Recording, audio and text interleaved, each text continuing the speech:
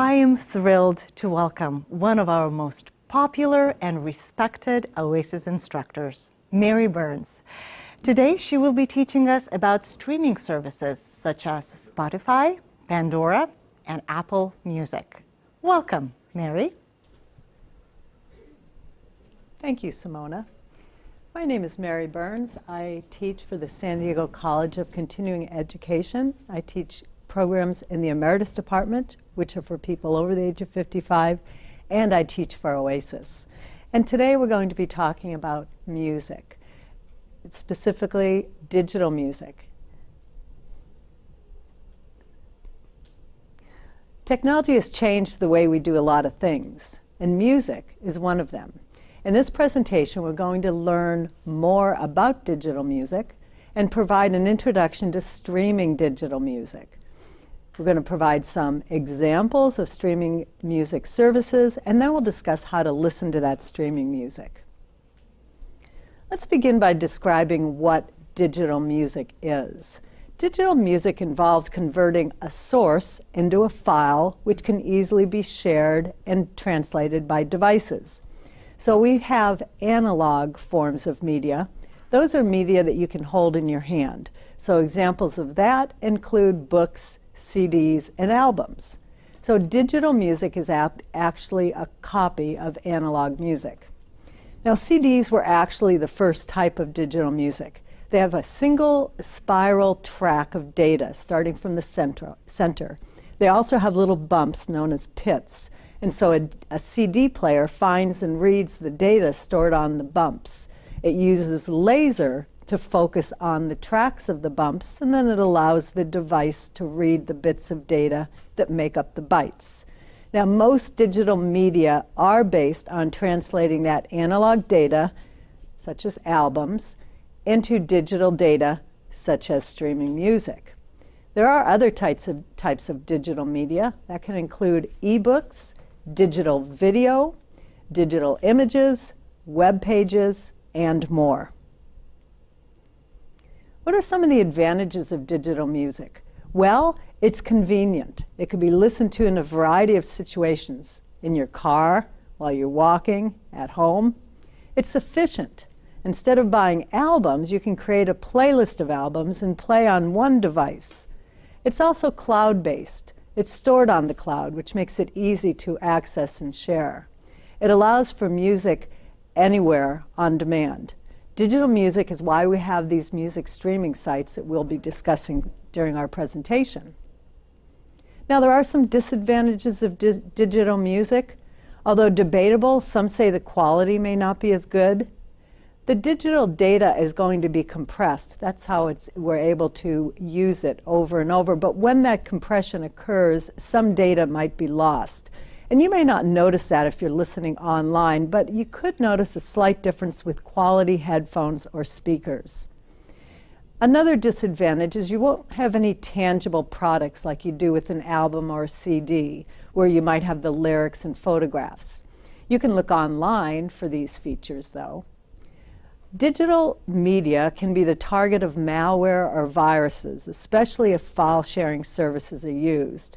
That's not a problem when you get your digital music from a reputable site, but if shared through peer sites, it could be a problem. And then, once you purchase it from an online store, you can't resell it like you can a CD or an album. Basically, you're leasing that song. Now, we talked about the compression and the loss of data. That's all involved in formatting. So our music comes with a variety of formats. In most cases, that's part of the streaming service, and we don't really have to know what they are.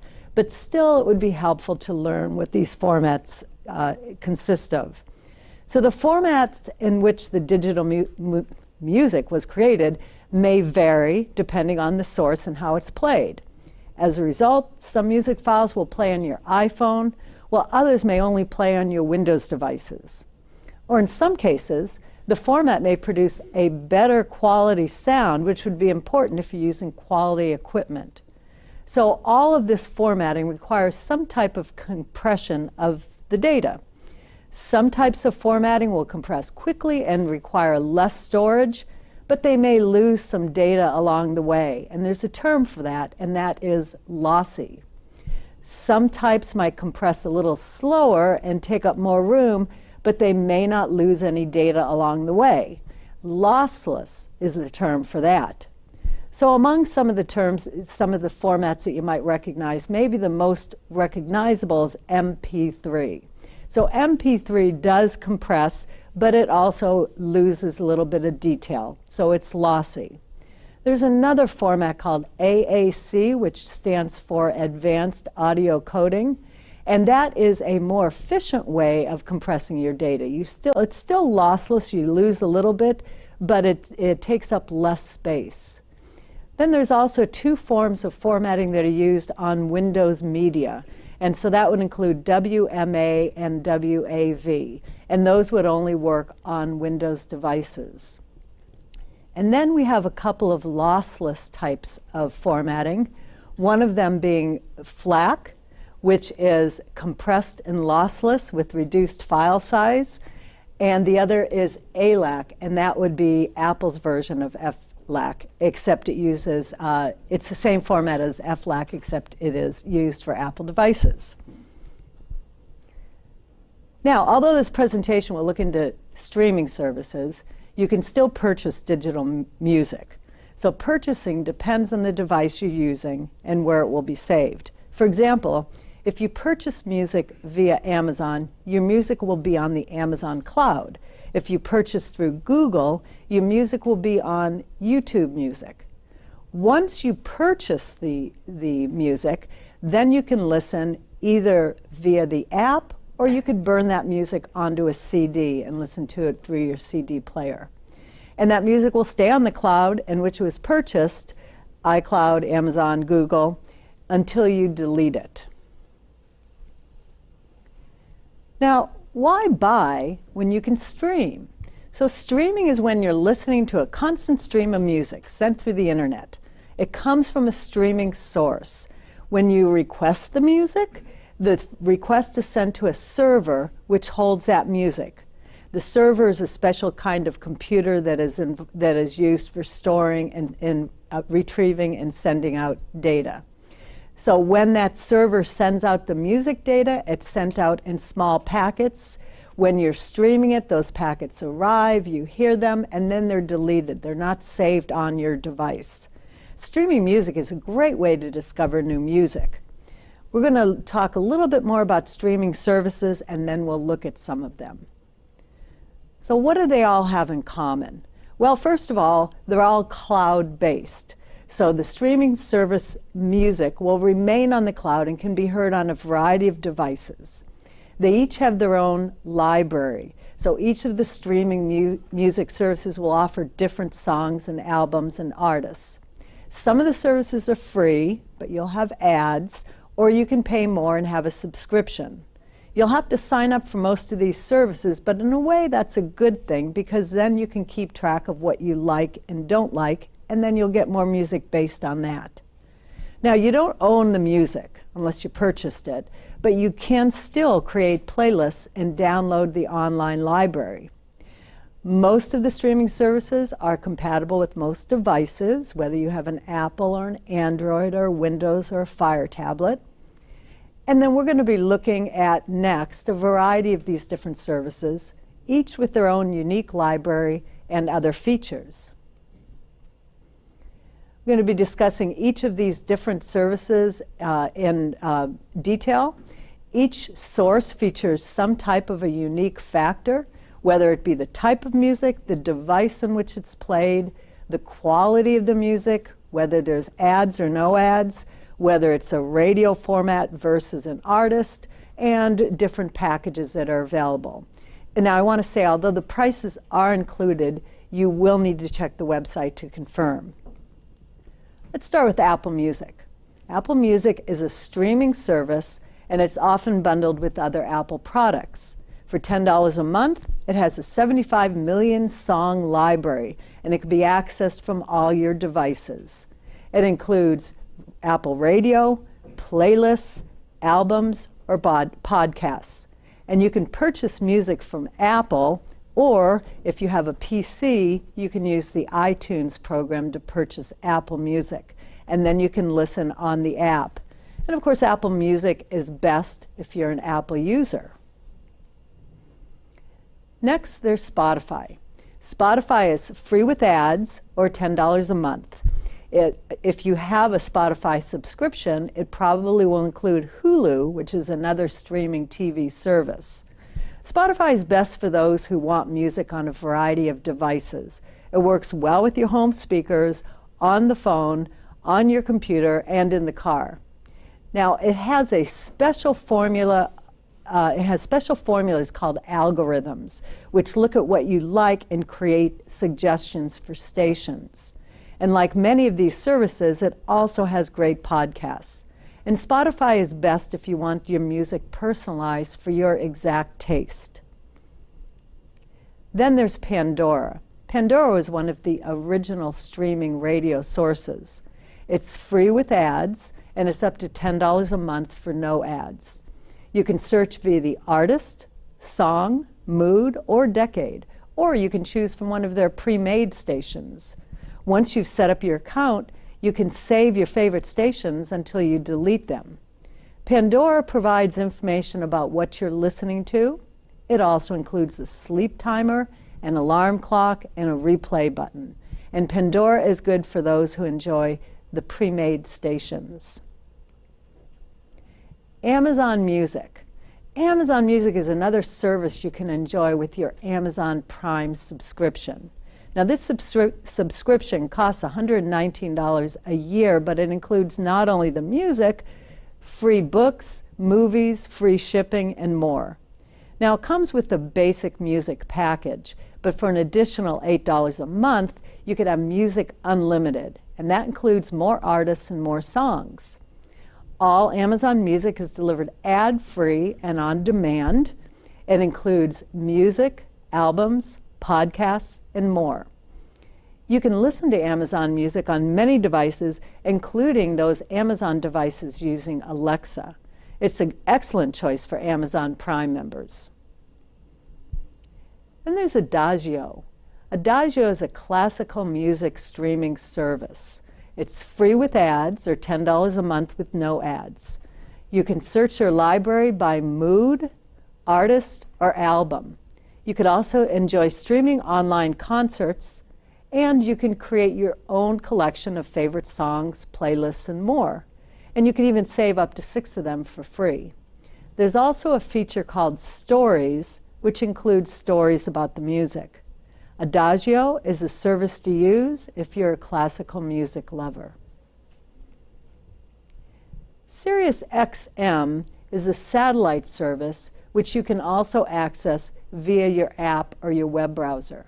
The pricing for Sirius can be a little confusing, but your basic streaming package is $11 a month. There's no ads on SiriusXM. The Sirius library includes music, sports, podcasts, and Howard Stern. You can also access additional services such as traffic, weather, and sports scores. And if you want to stream it directly to your car radio, there will be an additional charge. Sirius is best for the variety of platforms that it covers: the cars, home, and mobile. And then there's Tidal Music. Tidal Music is a service which offers high-fidelity streaming. It's also ad-free, and it also includes a personalized collection of your favorite music. You can use the app to discover new music and view playlists, and it includes videos and live streams. The pricing involves several tiers. You'll be paying more for the high-resolution audio, but Tidal Music itself is best for those that have those good sound systems and they want to take advantage of them. YouTube Music is just another feature of YouTube. It's free with ads, or you can get the premium version for $10 a month.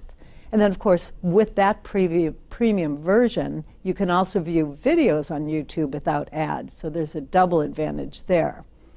YouTube Music has a lot of attention, it spends a lot of attention on discovering new music, and its library now includes your music imported from the now defunct Google Play. YouTube Music may also include videos, and like everything Google, your selections are tailored towards your preferences.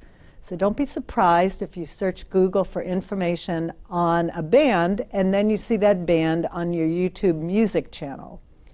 You can download music for offline listening with YouTube Music, and it's best for Google users and for those that like their preferences shared across the board. For example, YouTube Video, Google Search, Google Chrome, etc. So let's do a quick summary of what we mentioned today. We mentioned Apple, that's best for Apple users, Spotify, that's known for its algorithms, Pandora, that's known for its stations, Amazon Music, which you would probably want if you're an Amazon Prime member, Adagio, if you like classical music, Sirius, if you are looking for something for the car and the home, Tidal, if you have quality sound speakers and headphones, and YouTube Music, if you like the Discover feature and you like to bring your video preferences into the music. But how are you going to listen to this music? This next part of the presentation will discuss that. So what do you need to stream music wirelessly? You need three components.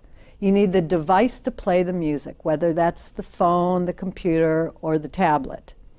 You need a subscription to a music streaming service or the digital music itself, which you might have downloaded. And you need a wireless speaker system.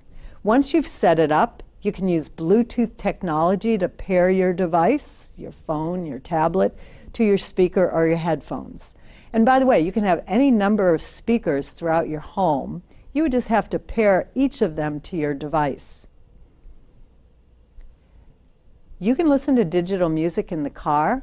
Most cars have some options for connecting your phone or music device to your audio system. They might use a USB cable. They might use Bluetooth or Wi-Fi.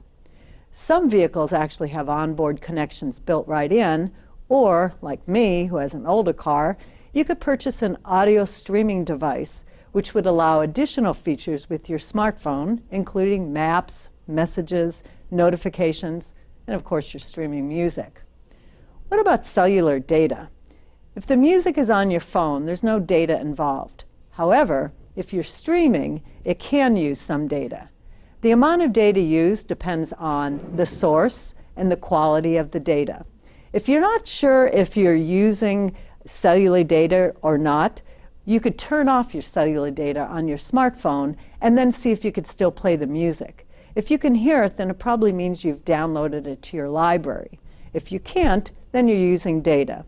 And as I said, the amount used varies. It may not be too much, but you may find, especially if you're going on a long car trip, that you would be better off downloading that music for the long car trips. And of course, you can also download some of your music so you can hear it offline. We just mentioned that. So some of the services today will allow you to download your favorite songs and podcasts. So some examples include Spotify, Apple Music, Tidal, or Google Play. Now there may be limits on how many songs you can download. In most cases, the download is to the device requesting it. So you would use your phone to download music to your phone. And in most cases, if you have downloaded content from a streaming service, it will only be available while you are subscribing to that service. And you'll have to turn on the offline listening in your settings. Music is an important part of our life. Digital music can be used in a variety of situations, as we discussed, allowing for options like playlists and favorites. Streaming music services take the work out of music, providing options to discover new music, listen to old favorites, and download those that you want to hear offline. Listening to the music is easy, whether you're in the car, in the home, or walking the neighborhood. And that concludes my presentation, and maybe someday you can tell me what your favorite streaming service is.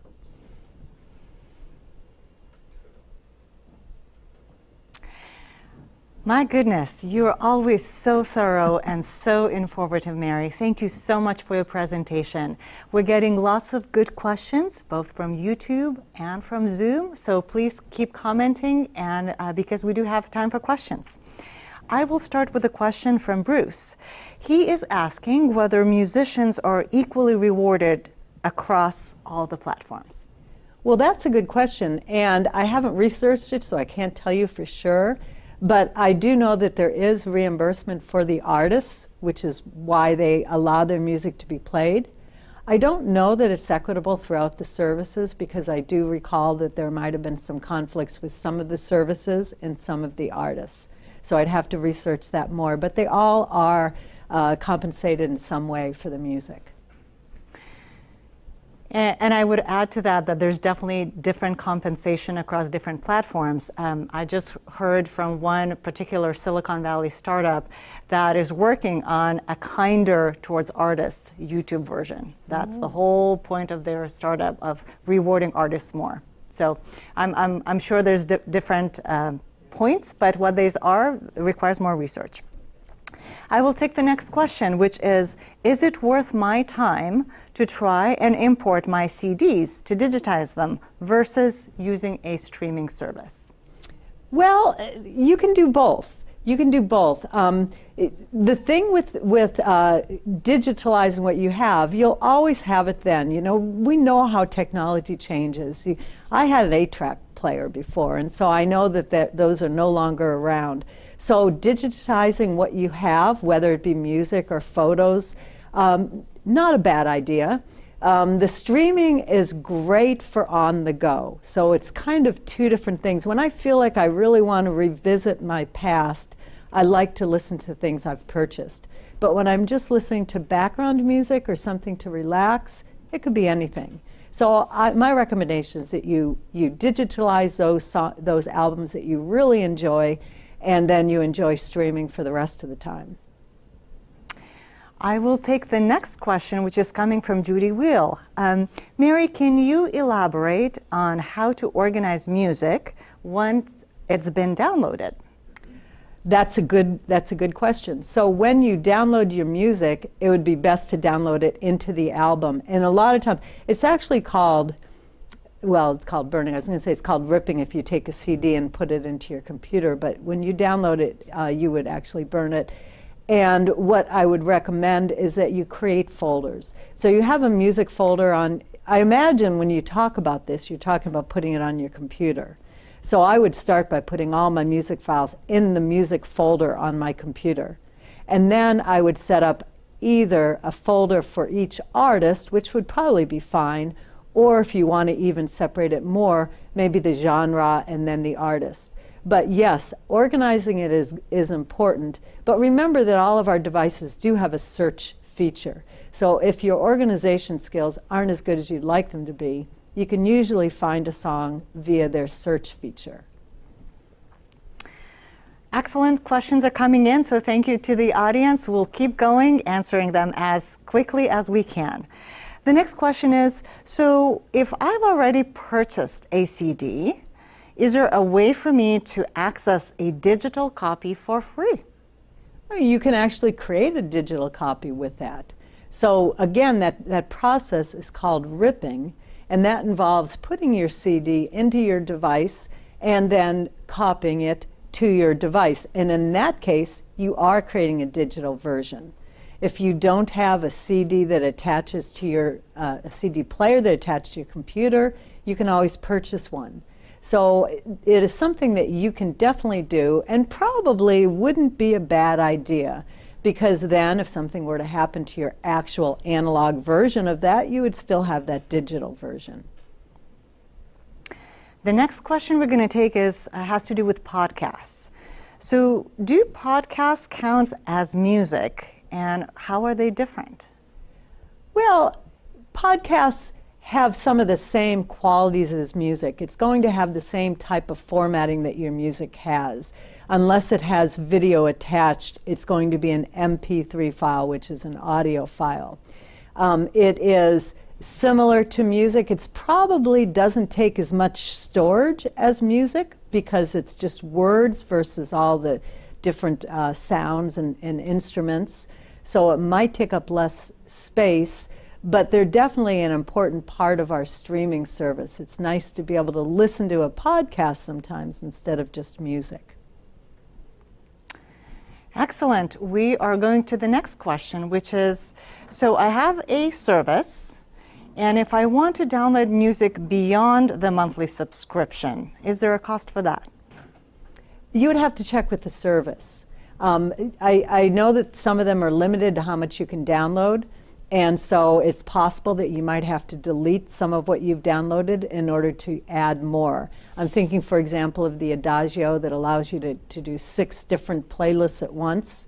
I imagine if you wanted to download another playlist, you'd have to delete one. As far as paying, you'd have to check the website. There probably is some sort of a special membership that you can have that would allow more downloading possibilities. Excellent.